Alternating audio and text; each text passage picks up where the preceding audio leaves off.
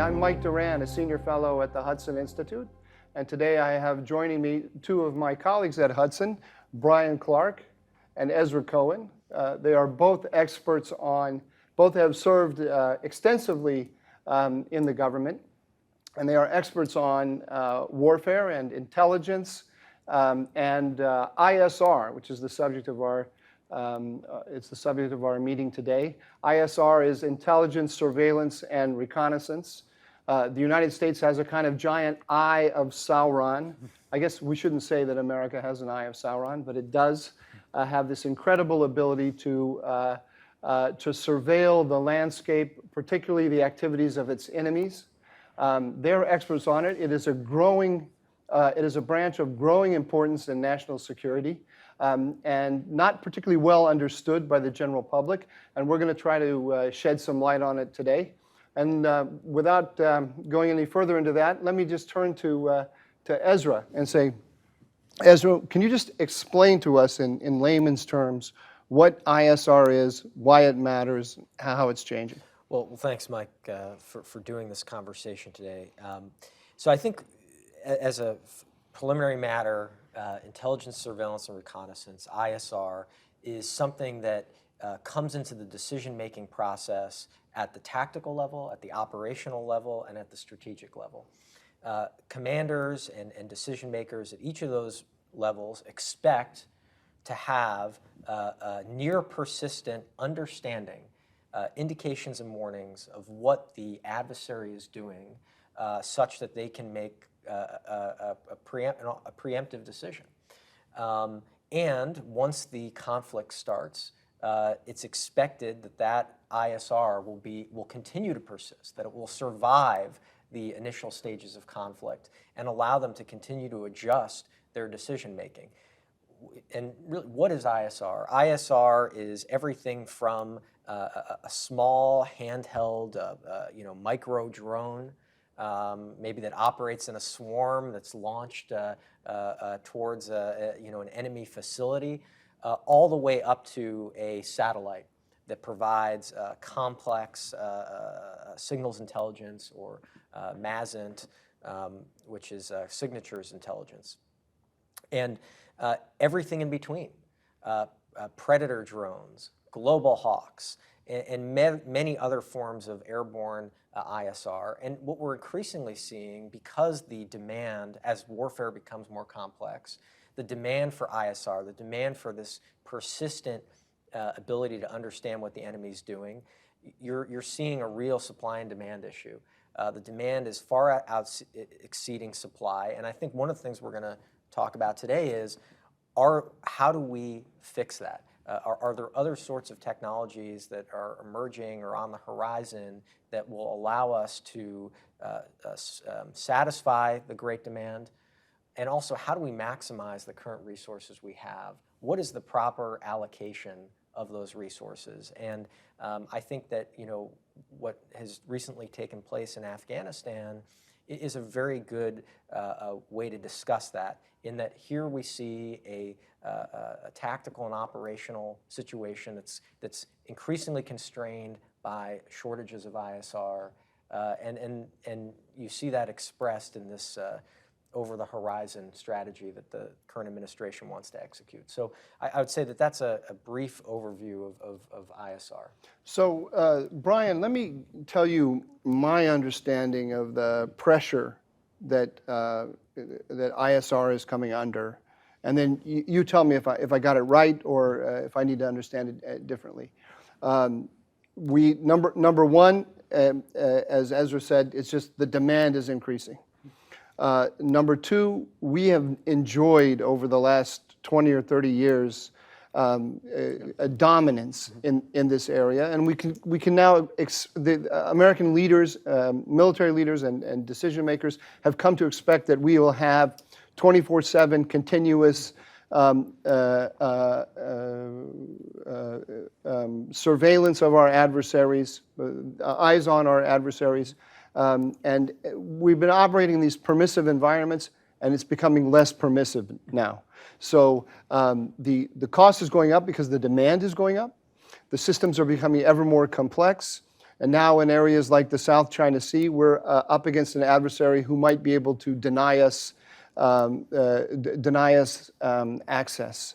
And those pressures are forcing us to kind of rethink the whole enterprise at the very moment when it's becoming more important. Do I have that right? Have I missed something? No, definitely, Mike, and thanks for doing this conversation. It's great to be here with Ezra as well. And I think right, you're absolutely right. The pressure is growing because of the increasing demand for information on the part of operational commanders. Part of what we're seeing is it used to be, back when I was a submariner, intelligence, surveillance, and reconnaissance were three very different activities. Intelligence was something that we gathered using human sources or electronics intelligence or satellites, and then it would go to some analysts, and then over weeks they would mull over it and come up with some ideas as to what's the estimate of what the opponent's doing. And then surveillance was something you kind of do in real time out in the field, and then reconnaissance is something you do to support actual military operations.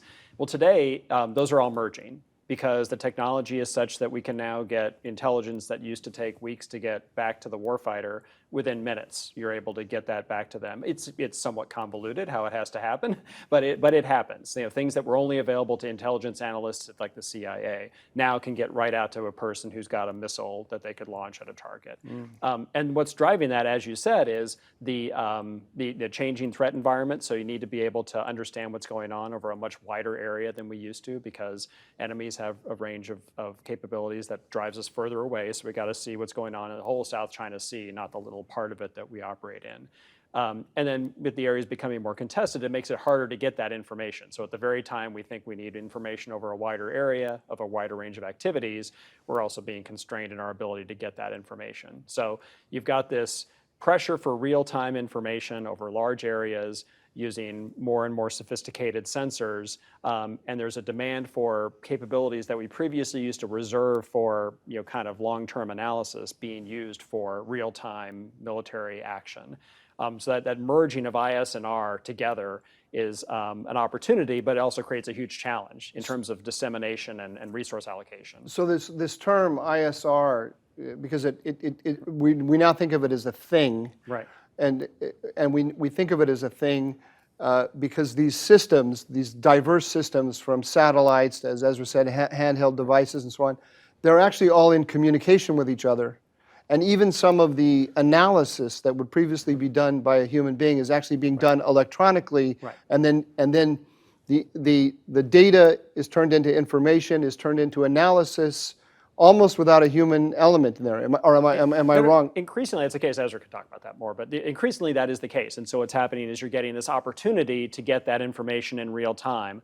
At the same time, you kind of need it in real time because the challenge is military operations are becoming more focused on decision making and information than on attrition and being able to shoot the other guy first. So I'll come back to you in a second on those changes in the military domain. But Ezra, is the human being, the human analyst that we used to think of, who collects the data and pores over the battle action photos and so on, is that being cut out of the equation? Or? I think just to go back to one thing that Brian mentioned, on top of all of these things is also the fact that we're developing weapon systems that are completely reliant on ISR. The F-35, I think, is a perfect example of where a new weapon system is actually also creating this huge demand, and that it really doesn't operate at full capability without that steady stream of data. To your question, so historically, PED, or processing, exploitation, and dissemination, that's the acronym. PED is the acronym for processing and taking in and analyzing all this data, has been one of the most expensive parts of ISR. For every predator feed that you have, every predator that's circling over a target, you have to have a good number of human eyes that are on that video. This is in addition to the pilots, right? That are actually there analyzing every little thing in the environment. And while the Department of Defense is taking steps to automate through AI and machine learning a lot of these processes, and one of the ones that's been publicly reported, although I can't get into the specifics of the program, Project Maven, is attempting to do that. There's a lot of angst at the policy level within the government about completely entrusting PED and really operation of these unmanned assets to completely to machines. And so I think that what the limiting factor is there to lighten the load on PED and reduce the cost of PED, that really comes down to a policy issue. And thus far, we have not received, and there hasn't been a resolution at the policy level on whether or not we can lighten the resource load through automation. But the angst about automation is what's causing the angst? Is it fear that we're going to give machines the ability to decide whether to kill other people, or that we will lose control, or? So really right now, the focus, the biggest area of angst in terms of PED is, and again, this is the exploitation of the information we're getting off the airborne platform, is around the lethal aspect. And again, that doesn't apply to all ISR platforms. Obviously, only a very small subset of ISR platforms engage in this sort of strike activity, predator drones, for instance. The concern is that if the automated system incorrectly identified a civilian in the proximity of the target as something that wasn't a civilian, then there would be a real issue with that. And additionally, also the step of pulling the trigger on the missile. Although I think one day we could get to the point where policymakers are comfortable with that, we aren't there yet. And it's just this sense that a machine could make some sort of mistake that a team of 10 to 15 analysts working 24/7 around the clock wouldn't make. Now, my understanding from I followed pretty closely the war between Azerbaijan and Armenia, and my understanding was that some of the drones were talking to each other and identifying targets. And I never asked myself if there was a human being. These are on the Azerbaijani side. So you have the loitering munition sitting above the battlefield, and it's talking to another drone that is searching for targets. The drone that's searching for a target identifies one, and then the loitering munition attacks. Is there any reason to believe that in the Azerbaijani system, this was automated and there wasn't a human being deciding attack? I mean, there has been a proliferation of AI and algorithms. I would, again, I'm not sure of the exact specifics in this case, but I would highly doubt that this was a fully automated system, just given the complexity of developing such a system, and also the amount of data that you have to feed into such a system to train it to actually be autonomous. And I don't think that the Azerbaijanis or their partners have that degree of data to actually train an algorithm that way. But it's not. This is not far in the distance. It's within the grasp of. Yeah, I think there is certainly a near-term threat of autonomous capability like that proliferating to the point where it will be out on the battlefield in the hands of adversaries. Oh, wow. So, Brian, that's a great moment then to talk to you about the changes in warfare that you're seeing, especially in the way we're thinking about warfare, and the role of ISR in it. Yeah, absolutely. So back when we thought of ISR as separate activities, targeting was the thing that forces in the field really cared about. So they only cared really about reconnaissance of targets and identifying where they are and which ones they are, so they can go attack them. And then the intelligence gathering, the analysis was all something that was done separately as part of mission planning. That was an activity other people did. That's changing now because really it's not about how many targets can you hit in a given period of time, although a lot of people in the department still talk in those terms. But if you look at how China and Russia have both evolved their own warfighting approaches, it's not about how many guys can you kill or how many ships can you sink in a given period of time. It's how can I outposition my adversary? How can I put my opponent in a box so I can constrain his ability to respond to my actions? So the gray zone activities that both are undertaking are a great example of that. China uses a bunch of maritime militia boats to surround an area that they want to control. They don't have any weapons on them, so it leaves us with few options to be able to respond that aren't escalatory. They can do that because they have a superior picture of what's going on in that region, thanks in part to those maritime militia boats. They can understand exactly where our ships, that they don't inadvertently escalate the conflict themselves. It's all about being able to get a pattern of life of your opponent, and understand what they're doing, what are their incentives, what are their goals, it appears to be, and then kind of either circumventing those or cutting off their options. So this sort of chess game that warfare's become, it requires a much more detailed understanding of what's happening on the opponent's side. So ISR for the operational commander becomes a much more elaborate undertaking than just finding targets that you can go hit. So it's really a picture of not just of what the adversarial forces are doing, but of the whole environment in which you're operating, and then you manipulate the environment in such a way to constrain the options of your adversary. Do I have that right? Absolutely, because no side in these conflicts wants to start up a shooting war because that's costly. There's a lot of uncertainty regarding likelihood of success when you're going up against pure competitors. So China wants to get what they want to get by virtue of just a slow accretion of territory and influence, which they can use this gray zone type of operation to pursue, just like Russia has. But it all depends on having a kind of superior picture of what your adversary is doing and what your adversary is capable of and what they appear to be willing to do in response to your actions.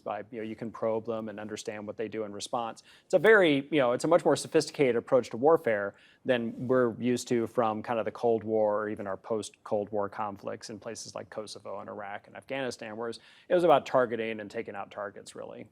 And so warfare was about taking out targets, but now it's about what? It's about getting a decision-making advantage to achieve your objectives without necessarily even having to fire a shot. And if you do have to fire a shot, you make it as surgical as possible. So it's much more focused on the outcomes than it is on the attrition that might eventually lead to the outcomes. A decision-making advantage, meaning constraining the options of your adversary and opening up options. And in order to do that, you have to have a total picture. Right. Including the way they're thinking. Right, which you have to infer that based on their behavior, right? So you might do probing to make your adversary respond and see, well, what does that imply about their decision-making process or their incentives? So it requires sort of an interactive game, and to be able to do that interactive game, you need to have a superior picture of the battle space. So then, if we're now up against Ezra, we've been for the last 20 years. Focusing on non-state actor, terrorist groups, counterterrorism, in areas where we have a completely permissive environment. And now we're focusing on great power rivals, the Russians, the Chinese especially. Unlike Al-Qaeda, China, I would presume, completely understands our way of warfare and how important ISR is to us. And they're going to want to deny us the ability to put our systems into the arena to see what they're up to, which is going to cost. Which means in order to ensure that we can get our sensors and systems into those areas, that's going to raise the cost to us considerably, which raises all kinds of questions about allocation and development. It's a very complex issue. And I think that there's also, to Brian's point, neither side wants to get into a full-out shooting war. So there's a bit of a balance in terms of denying access to information. If one side were to completely blind the other, that may in and of itself provoke a very, very hot war. And of course, I don't think that that's what either side is looking for. So there's some degree of balance there in that both sides. Sorry, can I stop you right Sure. there? Because I just want to make sure I'm following your train of thought. It hadn't occurred to me. We might want to make sure that the Chinese know where we are. And vice versa. Because if we blinded them, they might lash out? Is that the idea? Well, if we were blinded or if they were blinded, they might perceive that as an action that is being taken in advance of a large strike. And so there's a bit of there's some gamesmanship going on in that you don't want to completely conceal because that could be misinterpreted. So there is this kind of there is this element of the calculation. I think to the I'm sorry to interrupt you again. This reminds me of the founder of Hudson, Herman Kahn. He actually thought very carefully about all of the different steps that one can take along the escalatory ladder in a nuclear standoff. And this is what you're saying now reminds me of that. Do we have thinkers who have thought about this about ISR as a step in the escalatory ladder? There's no question that that information and the ability to maintain a steady stream of information that is accurate is something that is absolutely part and key to our is a key planning assumption that the department has. And really, look, when you look at the defense budget, I think it speaks to that. I mean, there's an enormous amount of investment in the development of new ISR platforms at all levels. And you also see that there's this real tension that's taking place within the department. The department still has a responsibility to contain and deal with terrorist threats, whether it be in Mali or in Afghanistan.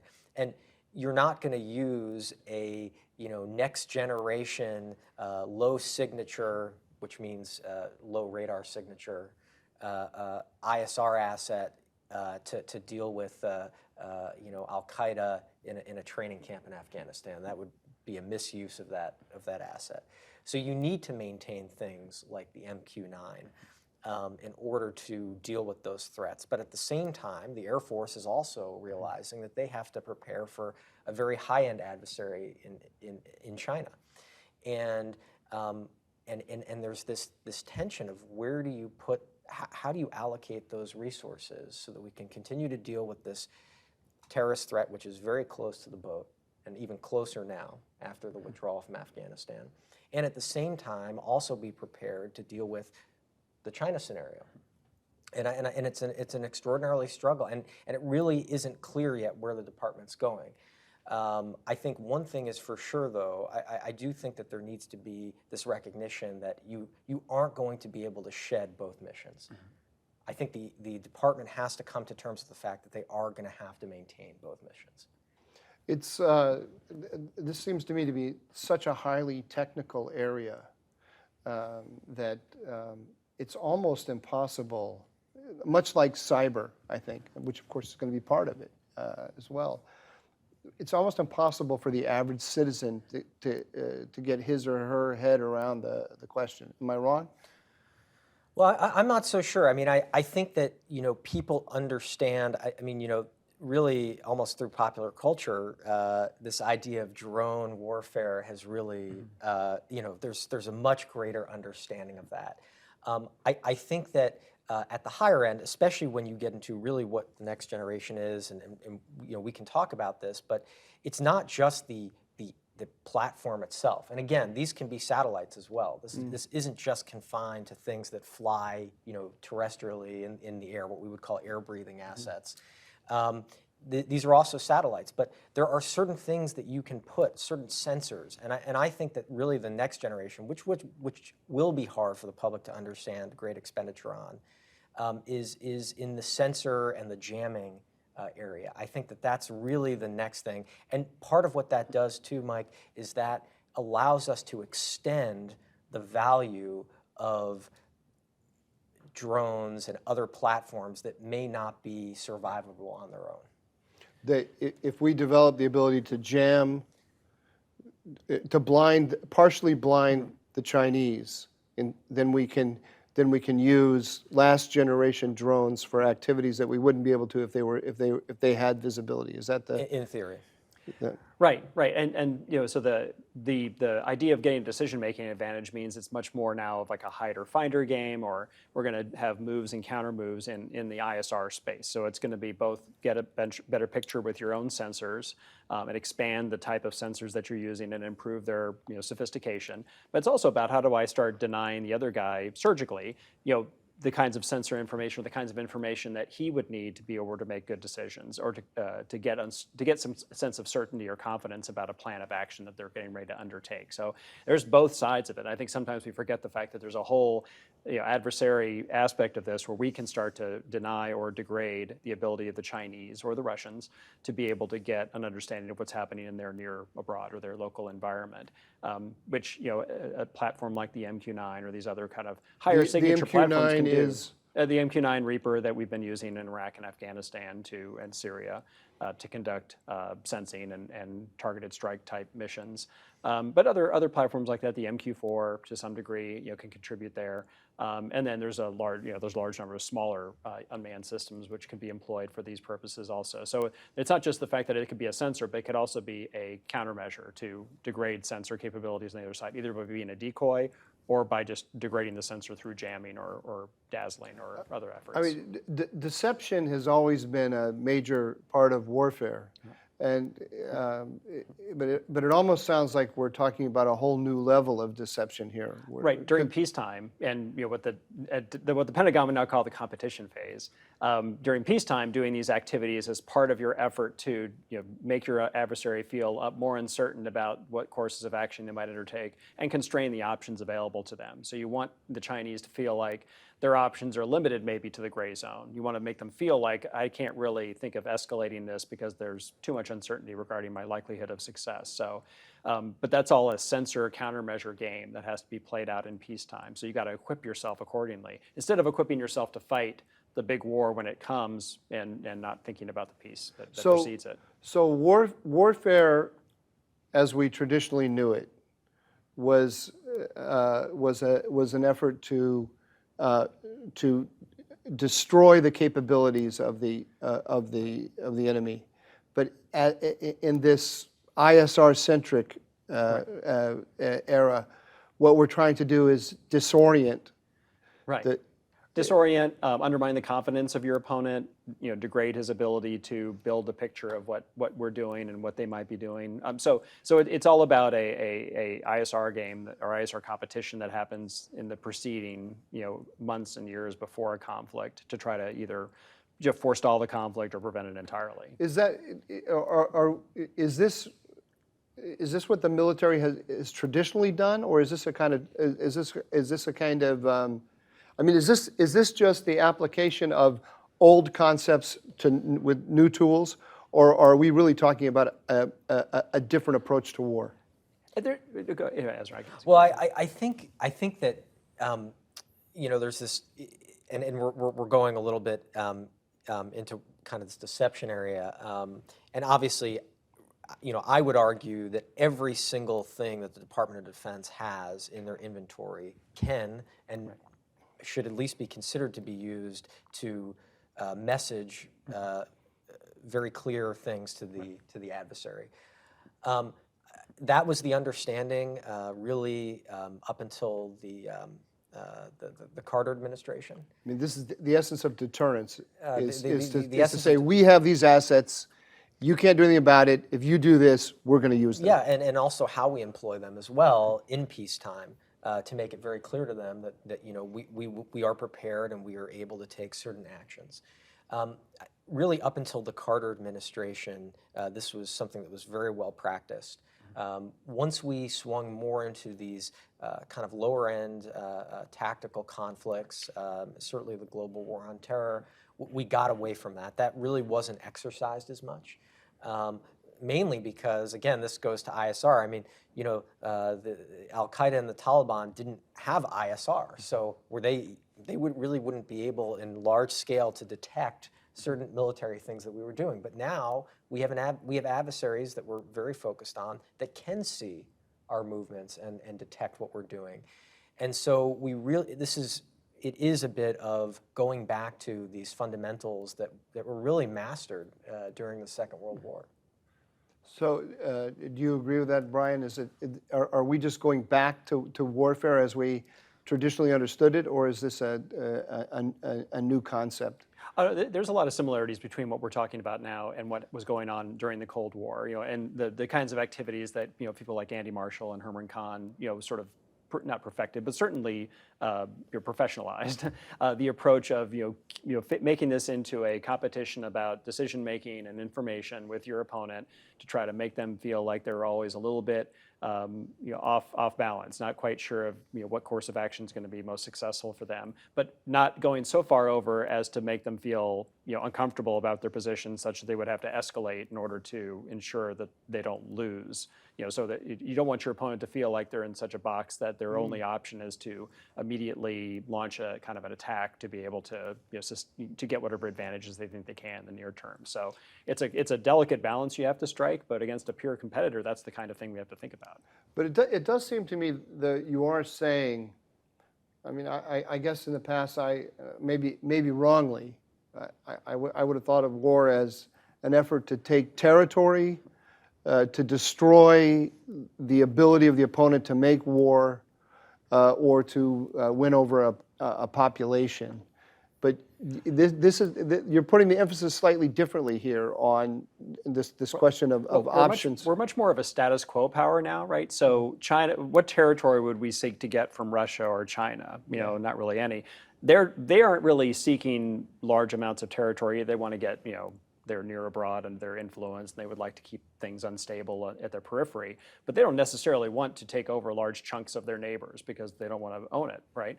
So the warfare has only shifted, the character of war has shifted in that we don't have the same focus on attrition and territorial enlargement that maybe was the case during World War II and preceding generations. So right now it's much more about this standoff about geopolitical position and having influence over your neighbors. And the U.S.'s role in that is to try to keep things more or less as they are, as opposed to we're not trying to revise the status quo. So because we're a status quo power, then we just want to constrain the options of the enemy. And also, again, I mean, this is really be aware of the actions of the adversary, so that if they are approaching a red line, we can take preemptive action. And again, that's it, like Brian was saying, in the new conflict, it's not just firing a missile. Yeah. I mean, in order to engage in even for our diplomats, before our diplomats go into negotiations, or before they demarche somebody, we need to know what the adversary is doing, and they need to go in with a very, very clear picture so that they, can do their job as diplomats. And I think that this is really where ISR is at the core of this new fight that we're going into. It's not just about having the best missile technology. It's also this idea of knowing. And I think one thing that we kind of got to in the beginning was this kind of conflict between new platforms and old platforms, and where do you put the investment? Right. And it's not just about, again, planes or unmanned planes. It's really also about all of these new edge technologies that are coming about that take advantage of data. So do you have concerns about the allocation decisions that are being made or that have been made? Is there something that the average person should be thinking about when asking questions of our leaders about what assets they're prioritizing?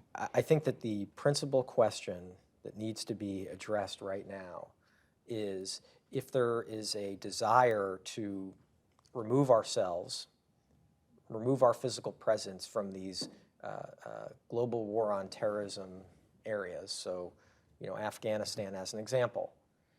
While at the same time you're looking to eliminate tactical ISR platforms, how are you going to maintain sufficient coverage of the area to be aware of what Al-Qaeda or ISIS-K is planning, and also be able to take action against those targets if necessary. How are you going to do that if you're cutting these platforms? Well, one of the things that I hear is that in addition to as these technologies are becoming more important, in some ways they're also becoming cheaper, and there's also now a commercial option that didn't exist before, and that we can fill the gap in a lot of these areas with commercial satellite photographs and other such things that are available on the open market. Right. Certainly our adversaries are making use of these. Oh, definitely. Yeah. I mean, there's a couple of issues with those. So one issue is integrating, there is a lot of really good commercial information that's out there. I mean, there's companies like Planet Labs and Hawkeye 360 that do a good job of coming up with, visual intelligence. As there's synthetic aperture radar companies out there, there's ELINT companies that do a terrific job, collecting information and being able to sell that to the government. And they even have systems that are designed just to work with U.S. governments. They're not selling their highly capable stuff to whoever bids on it. One challenge is integrating that with our existing systems, right? So we have this national technical means, and we have military sensor systems that kind of operate on in different networks and with different users. And then you got these commercial systems that are designed to work, with a user community. They're not all being integrated in a way that allows And this is something that anyone at home can understand when you try to get your Apple computer to talk to your... Right. So you got, an Apple computer and a Samsung phone, and you're trying to get them to talk to each other. Yeah. Good luck, right? So we have multiple feeds of intelligence information, some classified, some unclassified, some government, some not. And from the user perspective, a ship at sea, a ground unit out in the Philippines, they just want the information, right? I just want it to be delivered to me in a way that's like fused or synthesized, and that's just not possible today. So you get these commercial systems, it has to go to the intelligence community, the IC, and then they have to do the integration, and then they push it out to the warfighter.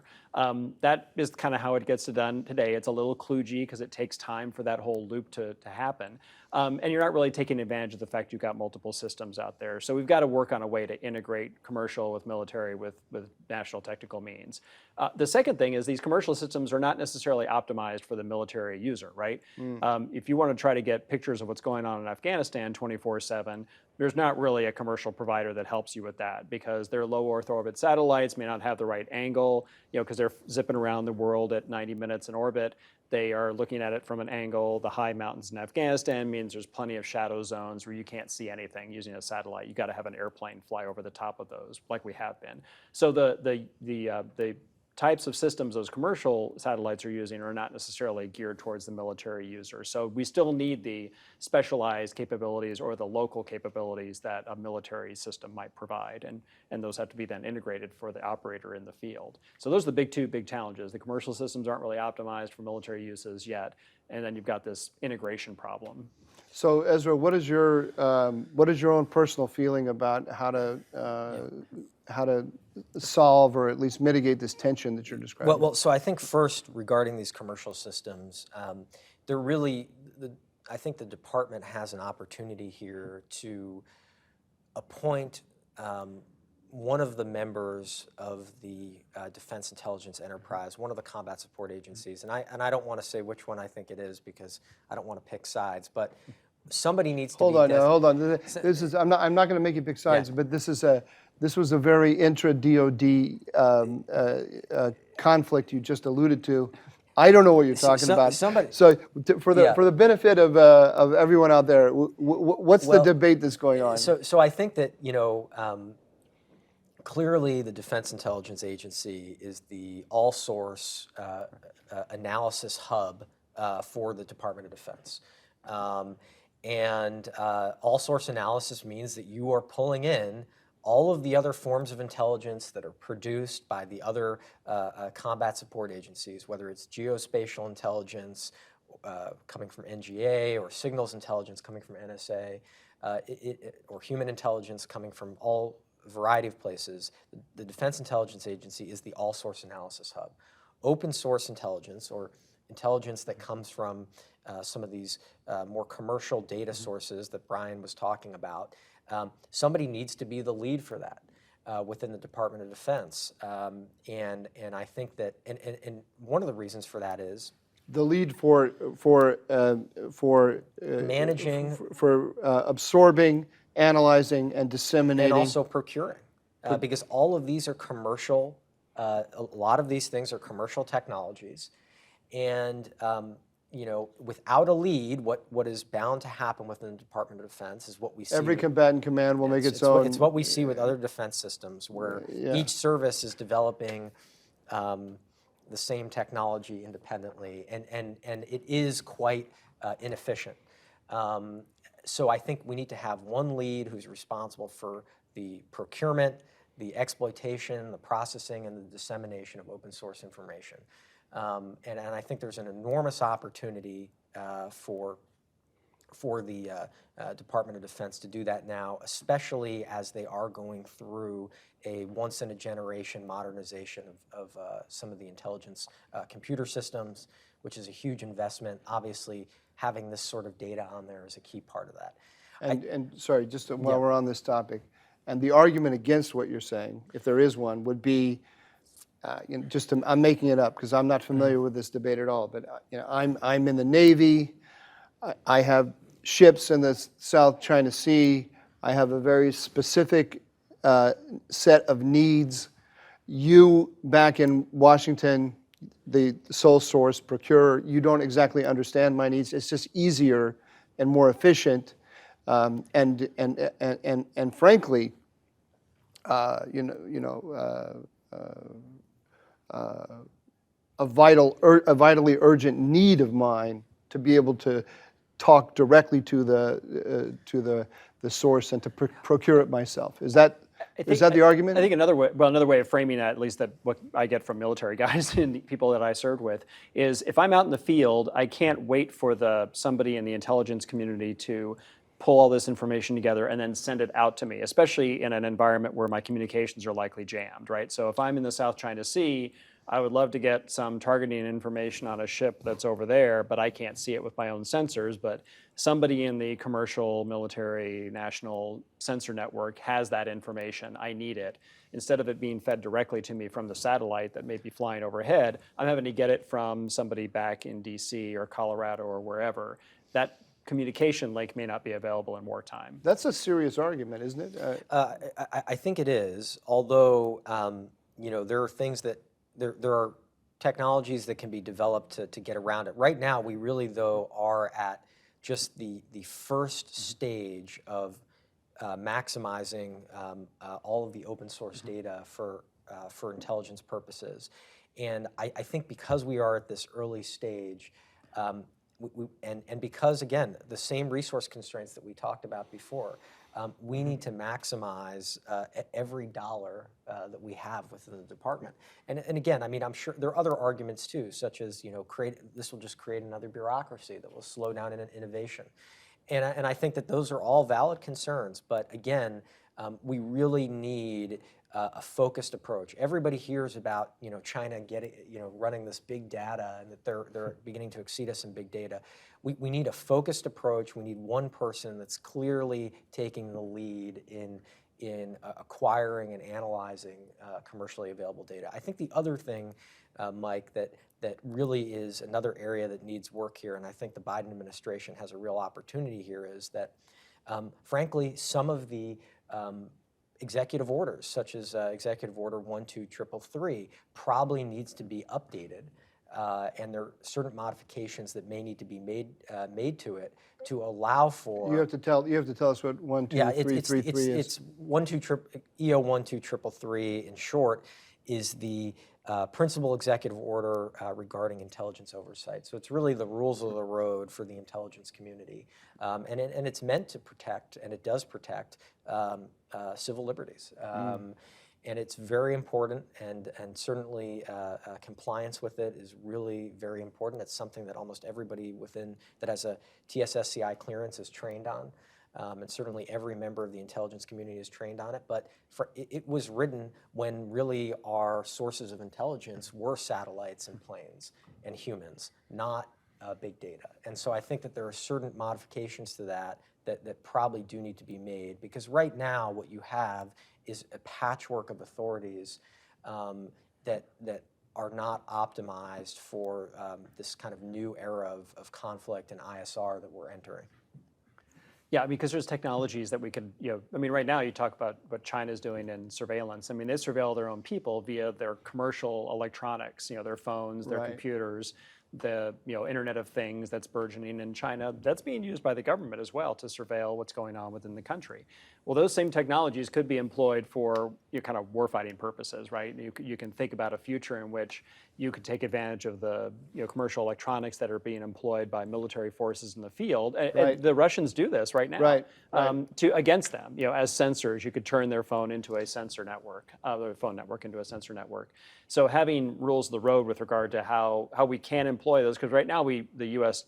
just avoids employing that at all because of the concern about civil liberties. So having some rules would allow you to avoids employing like the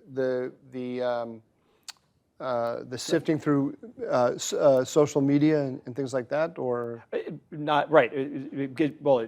Obviously you could do that perhaps overseas, but domestically you certainly can't do that. And I think that the fact that there aren't really rules for it constrains our ability to even develop that technology. Because you're like, they stop short because once they get into a gray area, like, they don't know what end up inadvertently surveilling the U.S. people. Right. So it constrains what you can do because it's not really well defined what's the art of the possible. But Ezra, let me go back to what originally what you were saying about the switch from a focus on counterterrorism to near-peer adversaries. I thought you were saying that we're making you were hinted, maybe I got it wrong, that we're making a mistake in allocation here. I think that there's two things. There's allocation of resources, and then there's to fund these things, to develop new platforms or keep existing platforms running. And for that you can look at the NDAA and the appropriations bill, and it's very clear the direction we're heading, right? Tactical ISR is decreasing. We're seeing a surge towards, next generation ISR that is supposedly survivable against Chinese integrated air defense. Now, that's probably another topic. But what I'm saying, Mike, is that right now it's the mentality in the department is it's one or the other. Yeah. And I think that is a big problem. There are plenty of other places that the Department of Defense can cut money. Frankly, the cost of a Predator drone is really quite low. What's expensive is the exploitation of this information. And that is a recurring cost, but the platform itself is relatively inexpensive compared to having, and this is the case in Afghanistan, it's a lot more expensive to have 10,000, 15,000 troops on the ground than it is to have a $36 million thereabouts Predator drone. And relatively replaceable as well. Sure. I'm asking as a question. I'm saying if you're in a war zone with China, and one of your big platforms goes down, you want to have redundancy or partial redundancy with some of these smaller what you're calling tactical platforms. Well, again, do I have that right? Well, It's a question. I think the problem is, and this is the challenge, you'd hear from the Air Force is, well, those tactical platforms, the Air Force would say, they're really no good in South China Sea. First of all, some of these things are not really designed to be flown over large bodies of water. At long distance, and I understand that, and I certainly don't dispute the fact that a Predator is not going to be effective against China in most cases. However, this argument on the other side, which is we're cutting the Predator drone and other tactical ISR because we need to develop these really high-end systems. These high-end systems that you're talking about, you used a phrase a moment ago when you were saying that the movement from tactical to high-end systems. You used a phrase, I can't remember what it was. How did you describe it? I said, could you tell us what these high-end systems are? What kinds of things they are? So, part of the culture of the Air Force is to highly classify everything that's high-end. So I really, unfortunately, can't get into the specifics of them. But what I can tell you is that they're extraordinarily costly and you see that in the budget. And they are designed to survive. Survive, that was the word you said before. Yeah, so you So could think, we're talking about things in space, is that the... well, so right, some examples of like the higher end intelligence or the ISR capabilities are like OPIR, the satellite network we're going to use it's a overhead persistent infrared, which is used to look for missile launches, right? So very expensive system, very small number of very big satellites. It's having a lot of problems in terms of just cost and schedule, because it's a very complex system. It's replacing a system that had equally large number of problems.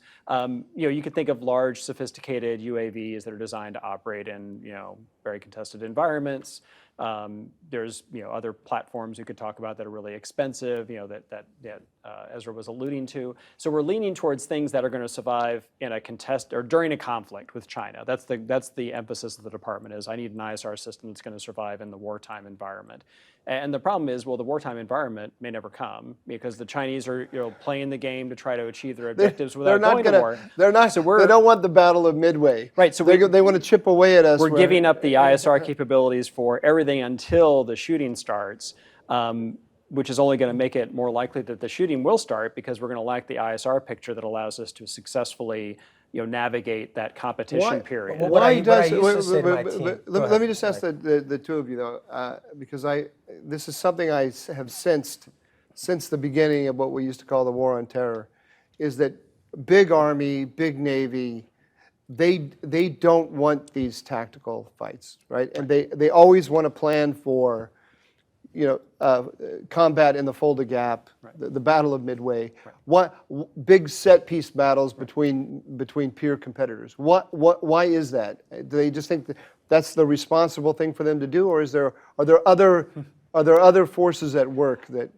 So there's a number of reasons. There's a number of ways that drive them in that direction. One is that's a comfortable thing to analyze. So when you do operations research and do modeling and simulation, that type of battle is the easiest thing to analyze.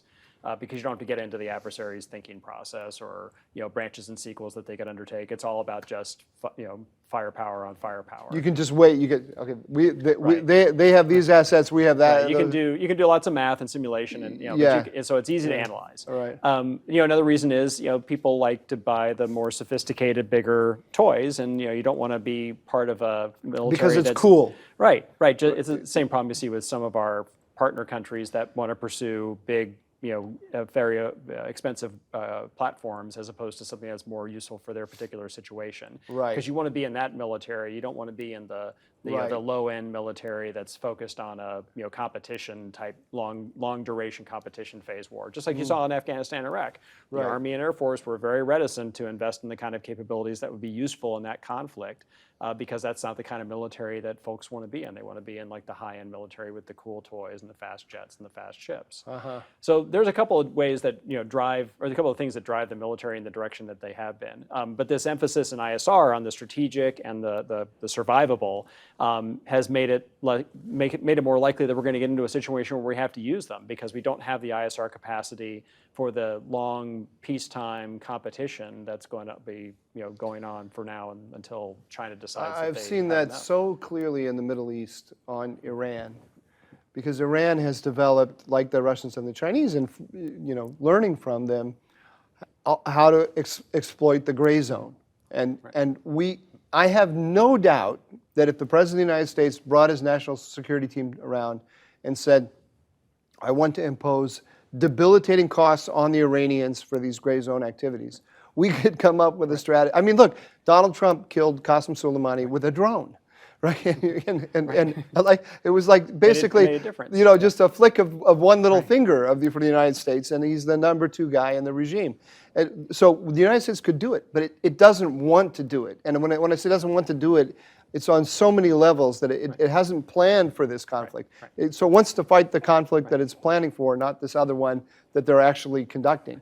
There's a mentality, and what I used to say to my team at USDI, and I think it's something that really does frustrate many of the forces that are fighting this more near-term fight, especially at SOCOM. The Air Force has this kind of mentality. We're going to go out and we're going to buy a bunch of Lamborghinis and Ferraris. We're going to put them in the garage, and maybe we'll drive them in 15 years. And I think that is very costly. This is the F-35? Well, it's things like the F-35, it's Th- next this generation. But it's in the next Navy, it's generation- an aircraft carrier. And It's next generation platforms that are extremely costly, that potentially will be very successful, hopefully, against China or Russia. But the real thought that we have to have is we don't ever want to get there. And yes, we have to be prepared for every circumstance, especially something like that. But we also, it's really what Brian's talking about, we have to have technologies, especially in the ISR space, right now to help us take advantage of every single off-ramp that presents itself to avoid us getting to the point where we need to take the Ferraris out of the garage. I think that, the other aspect is that these, and again, the defense budget shows this, these next generation survivable systems, they're very expensive to produce. It's also, they're very complex. And they're extremely expensive to protect as well. It's not just the operation. If the assumption is, and the way that we're going to employ these is through complete surprise without any knowledge of the adversary to the fact that they exist or what they're like, that's very, very costly to protect. And it is a weight on industry as well. So these are all the sorts of things that have to go into the calculus. And again, it's not that these next generation survivable systems aren't worth it. It's just that to say that that we can only do those at the expense of the systems that we need for the near term, I think is really very short-sighted. It's where you want to take risk, right? So we might be in a position where we need to take some risk in our ability to generate that ISR picture in a high-end conflict to lower our risk in the intervening years where we actually might be able to create an off-ramp so we can avoid that conflict. And the department has definitely, and you can see this from the current discussion by the administration, is they're trying to focus on the high-end conflict because they feel like, and the services are doing the same thing because they feel like that's the only way I can compete for budget share is I've got to show my relevance to the high-end conflict. oh, So that's another reason that we go toward these bigger systems. Right, so it ends up being an arms race within the military to see who has the more capable systems for the high-end conflict that may never happen, and that we're sort of falling into as a result of being ineffective in the low end that precedes it. Do you have some, Well, I was just going to say, and we see this playing out. So as this tactical ISR is shrinking, obviously we're going to prioritize the areas like Afghanistan or Syria that there's a correct sense that there's a more immediate threat there from terrorists. However, what that means is places like Southcom, so Southern Command, they don't get which does South America. which does South America and counter drug and prevents drugs from flowing into the country from Latin America. Their allocation of ISR to help them detect where these smuggling routes are has been significantly cut. So now you have, and what does that mean in real terms? What that means is the limited number of Navy ships and Coast Guard cutters that you have there, because they also have limited resources, they're left searching, a wide open ocean without the narrowing help of a drone, a tactical drone. Or it means that in Africa, we won't have the ISR necessary to support the French that are actually fighting on the ground day in and day out. And so that's where you're already beginning to see that kind of trade-off have a negative effect. Do you have any, sorry, go ahead. So, and a couple things on this idea of tactical ISR is, one, there's an assumption it's not going to be survivable in a high-end conflict, which may not be true. I mean, they could be survivable for some period of time. I mean, it's not going to be like an all lights out, situation where they're all going to get shot down, especially if you have enough of them that you have some resilience, and you can even have some redundancy and replace these platforms as they get shot down because they're cheap and you just have enough of them to do that. The other thing is that it's not just necessarily drones in the air. I mean, we talk about tactical ISR. There's a whole opening, a greater aperture of systems that are becoming available thanks to technology. So undersea and surface unmanned systems are proliferating rapidly, and that's becoming a source of tactical ISR that we're trying to take advantage of. When you say surface unmanned, you mean surface of the ocean? Ocean, Yeah. right. Surface of the ocean, and and then undersea systems are becoming much more prevalent, and they're being used for purposes other than military, oceanographic research, fisheries research, that kind of thing. These systems are available, and we are now using them for tactical ISR. But again, that's not where the investment priority is. We built the SOSUS arrays during the Cold War to find Soviet submarines, and we still are sort of using those older systems to a degree, and obviously they get improved over time. But there's more money that could go to these other forms of tactical ISR that's not going there because the focus is on this more kind of strategic high-end fight. Now, we drew in the audience with the question, is this the end of American information dominance or intelligence dominance? Are we at a point now where, I know we're at a point where we're not sure, if war broke out over Taiwan, we're not sure we're going to win that against China. Are we also at a point where we're not sure that we're going to have ISR dominance over the Chinese, over the Russians? Absolutely, I mean, we're at that point where that's in question, particularly for the Chinese, just because they have such a proliferation of sensors in their, in the Western Pacific, whether it's space, land-based, at sea, undersea. They've got a large number of sensor networks. Also, their cyber penetration of us has been shocking. Right. Absolutely. I mean, exploitation is a source of intelligence gathering as well inside networks. I think the biggest thing is, the biggest threat is that in the past, and certainly during the Cold War, we could depend on our satellites would always be the backup. Right. These would always be the things that would always persist. They'd always be survivable. But now there really isn't a level of ISR or collection that really can't be countered. There's nothing out of the reach, based on my assessment, that is out of the reach of some sort of countermeasure. I mean, for instance, obviously the Chinese have really stepped up their demonstration of counter-satellite activity, both in terms of lasers that they can use to disrupt satellites, but also they've shot a number of satellites out of various orbits, and that is obviously that's a message to us, and it's a message specifically to us in the ISR realm. And so this idea that everything can be countered, I think, does change the dynamic. But it also means that we really have to become extraordinarily efficient as we develop new systems. Because if we're dumping a lot of money into something on the hopes that it's always going to be survivable and that it can't be countered and it will give us this constant dominance, that's probably not a good expenditure. So this race within the military, which is pushing us toward high-end systems, is in part a result of an awareness that now all of our systems can be countered by the Chinese. So we're looking for the next generation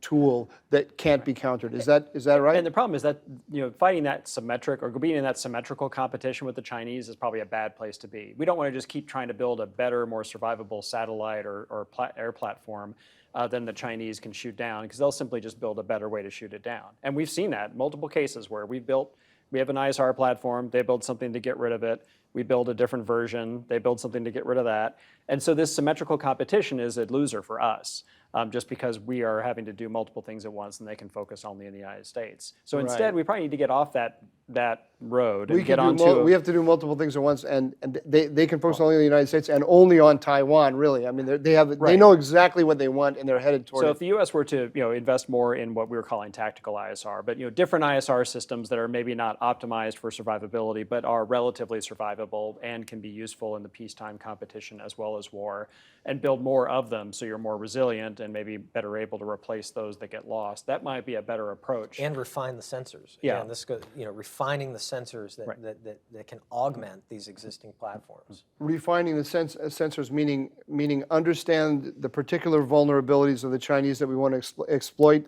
and building sensors that are directed toward those vulnerabilities. Is that the? So let me ask you, I've got one more issue I want to raise with you guys, which is the human element in all of this, because we're seeing the human element become less and less important in some ways. But I'll tell you an ISR story. When I first became aware of what ISR was and how important it is, I was working in the White House, and there was a growing sense that we had and there was a growing awareness, I would say, not a sense, that the Iranians were killing Americans in Iraq. And there had not been a consensus in the intelligence community about that until this point. So then there started the discussion at the highest levels What do we do about it? And a decision was made at the highest levels. The military said, look, you told us that the priority in Iraq is fighting al-Qaeda. That's what we're focused on. Now you're giving us a second priority. If you're telling us that that's what we should do, we'll do that. But you have to understand, we're going to have to take ISR off of al-Qaeda and put it on the Iranians. Right. And that's which may lessen our ability to counter al-Qaeda. We just need to make sure that this is what you're telling us to do, because this is how it's going to work. And so they got the order. Yes, that's what they're supposed to do.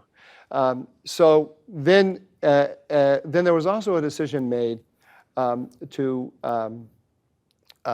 put out an execute order from the president to the Department of Defense to actually go after Iranians who were responsible for attacking Americans in Iraq. It's the first time I ever heard the word. I don't have a military background, so I'd never heard the word exord before. Mm-hmm. So we were generating an exord, and you don't, as you guys know well, I didn't know this. You don't. The exord doesn't go out on Monday, right, and stuff starts happening on Tuesday. You have to decide who's going to do what, how it's going to be resourced, and starts in the Pentagon. It takes time. So this is going on, and then must have been Christmas weekend, 2006. I wake up to the news that we have rounded up a bunch of Iranians in Iraq, in some places that was very embarrassing to the Iraqi government. And the interesting thing is that I had no idea that this was going to happen.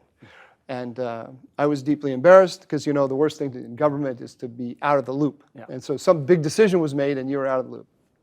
I go into work and I'm relieved to find out that nobody in Washington, and when I say nobody in Washington, I mean nobody knew that this was about to happen. So then I dug into it a little bit. How the hell did this happen? Because first thing I did was call my counterpart in the Department of Defense, and I said, did the exord go out? I thought we were generating the exord, and I was so proud of myself for knowing the word exord. And he said, no, we're still generating it. I said, so how did this happen? He said, well, we're trying to figure that out ourselves. And so anyway, what had happened was the ISR was moved off of al-Qaeda, moved on to the Iranians, and then for the commander on the ground, I think it was General Casey, if I recall correctly, the grid lit up. Because all of a sudden we had real-time information about Iranians were planning and conducting operations against American soldiers. And he said, I don't need to wait for the exord. This is a force protection question. And he just started to round them up because they were attacking him.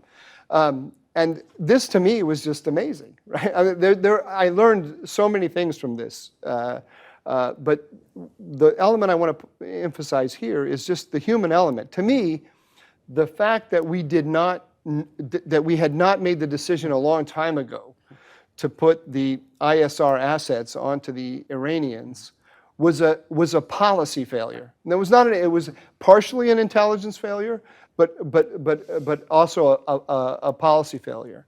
Because with this kind of eye of Sauron that we have, you have to make the right policy decision about where to put it. Intelligence isn't going to tell. The intelligence you get from it, right, is a function of the policy decision ahead of time. So how does that element fit into all this? How do you get the people to see the world correctly to begin with in order to know where to put the eye of Sauron? So there's in short, and this is it's a very complex process, but there is an intelligence tasking and priorities process. It starts with the President of the United States. There's something called the PIP, which is the President's Intelligence Priorities. And that's a document that's crafted and obviously approved by the President, but it's generated on the NSC by the Senior Director for Intelligence Programs. And that lays out what the President's priorities are. From there, it flows to DNI. And DNI starts breaking down how the President's interests and requirements are going to be met. and it's tasked out, and it flows down throughout the intelligence community, and there are certain taskings that are put out. But what this really points at is, again, we have the limited resources to fund these programs.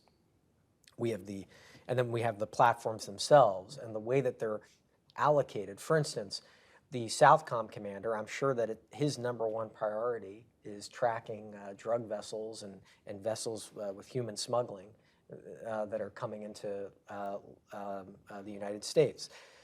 It's probably also a top priority for the Northcom commander. The CENTCOM commander, I'm sure that's probably his fifth priority, right? His number one priority, I don't know what it is today, but it's probably, could be Iran, just for instance. So how do you balance what's going to take precedent? Coverage of Iran or coverage of drugs coming into the United States? And in large part, that comes from what the president sets as his priorities. My basic understanding of these things is that if you're not priority number 1 or 2, then you're not a priority. I could be wrong about that, but I mean, I've seen these lists, and when you're number 4 or 5 down there, you're basically forgotten. I think the other thing too is that we have to do a better job, and D&I has worked to do this, but we have to do a better job both through the MIP, which is the Military Intelligence Program, the Military Intelligence Budget, and the GDIP, which is the General Intelligence Program. We need to do a better job at tying requirements to funding. And there's been some effort to do that. But obviously, if you're going to make something a higher priority, there needs to be money behind that. And if an agency takes that money, or if an entity takes that money and then doesn't answer that requirement, and they've just gotten all this money, there's a bit of a problem. So I think that's another area for improvement that this administration certainly has an opportunity to fix. Brian, you have any thoughts on this? Yeah, and strategy is a big part of it. So the president sets his priorities or her priorities based on the national security strategy and then kind of what's going on at the time. But then when you get out into the military, they have a bunch of intelligence resources they could employ. And that's going to be based on what's the defense strategy and what's our operational strategy. Like, how do we think we're going to deal with China? Are we going to focus on the high-end fight, which means I want resources that are focused on being able to be survivable in a high-end conflict, or do I want to work in the competition phase and try to make it so that I'm able to deny China the options that might make them feel emboldened to go start a conflict? Well, those are different kinds of resources that you would need. So your strategy also has something to imply about both what you use, how you allocate resources today, and then what kinds of investments you make for the future resources. What about training people, though, to understand these things? I mean, the machines, I think we as Americans in general often think that there are technical solutions to things that really require a kind of human understanding. And this is one of those areas where I think you think that the Lamborghini is going to solve your transportation problems when a better understanding of the road system would do it. Right. Am I wrong here? And if not, where do we put the emphasis? Well, I mean, there's some technological solutions that can help with a lot of these problems. It's just some of them are not mature, and you have to make the necessary investment to make them mature. But I think you're right. I mean, I think that's what you're getting at, is that there's a decision-making process about your strategy and how you intend to accomplish objectives, both in peacetime, and in war, and that should be used to derive your intelligence requirements for how you develop your new set of systems. And sometimes we have a disconnect between the systems that we're developing and our operational strategy that we think we're going to pursue, because we've got the intelligence people pursuing better versions of today's systems, when in fact what we might need is a different set of systems that are better aligned with the way we're going to fight in the future, or the way we're going to compete in the future. So in other words, I mean, I guess the implication of what you're saying is that there's no simple answer to this. You just have to recognize it and work at it. Right. I mean, you got to come up with a plan. Like, how are you going to address this problem? The problem of China and the gray zone, for example. Okay, well, how are you going to deal with that? Okay, well, what kinds of intelligence or ISR resources do you need to do that? And how am I going to do that today with the capabilities I have? How am I going to do that in the future with what technology might be able to offer me then? So come up with a plan and fight for it. Yeah. All right. Have I missed anything here? No? I think you covered everything you want? All right. Well, thank you, gentlemen. That was very enlightening. I hope all of you found it as interesting as I did. And all I can say is thank you, and I hope we can continue this conversation. Thank you, Thanks, Mike. Thank you.